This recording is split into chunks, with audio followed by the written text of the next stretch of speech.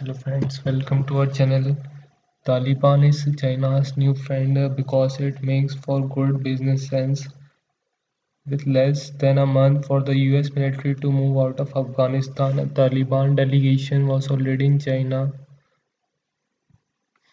on July 28 holding friendly talks in Tianjin. Taliban seems to be China's new friend. Why? Because it makes for good business sense.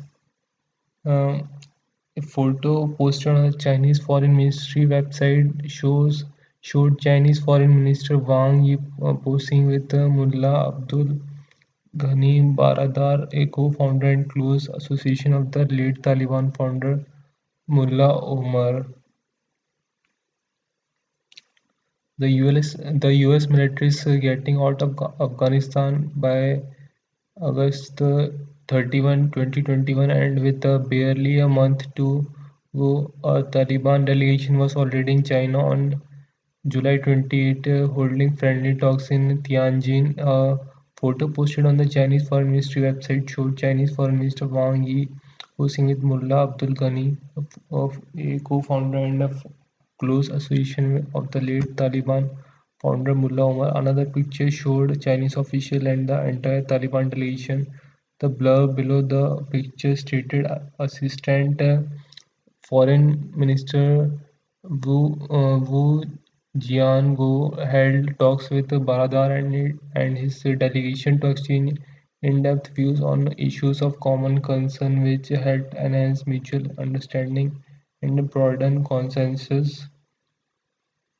For all practical purposes, it seems that Republic of China is in a hurry to grant legitimacy to Taliban. It was evident in the way that the PRC interacted with the Taliban group, akin to know it would welcome and hold talks with genuine diplomatic missions from sovereign countries. Meanwhile, in a rejuvenated Taliban is going all out to achieve their goal of getting Afghanistan back into their fold. On ground, their forces have wrested control of about half of mountainous country in the ongoing peace talks. It has the upper hand setting terms with the Afghan government. Internationally, it has been sending diplomatic missions to concerned countries soliciting support and recognition. Taliban representatives have seen in Moscow and Tehran, making it easy to speculate that some form of back channel talks may have already taken place with Russia and Iran.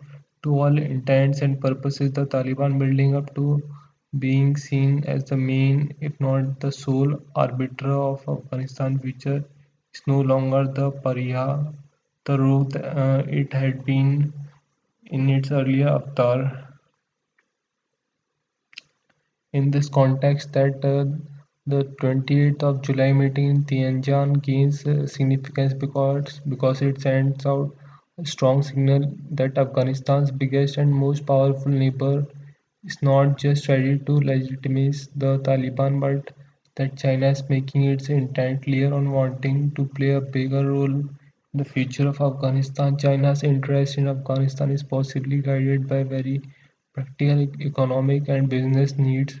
For one, Afghanistan is believed to be sitting on a rare earth and another mineral deposits valued at a possible $3 trillion. In 2014, the US Geological Survey estimated that there may be 60 million tons of copper, 2.2 billion tons of iron ore, and 1.4 billion tons of rare earth metals such as lanthanum, cerium, and neodymium, and loads of aluminum, gold, silver, zinc, mercury, and lithium in Afghanistan, while a consortium of Chinese companies is already mining copper in Logar province.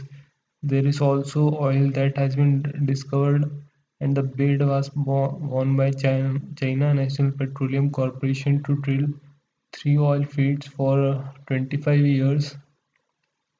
The second area of interest for Beijing is China's ambitious Belt and Road Initiative, which till now had not been much headway as far as Afghanistan was concerned. The BRI is a network of land and sea routes that cross six corridors will span the Eurasian landmass, and China has already invested more than 60 billion in one of the corridors, the China-Pakistan Economic Corridor, at the southern end of which sits a massive Gwadar port that China built in Balochistan, Pakistan.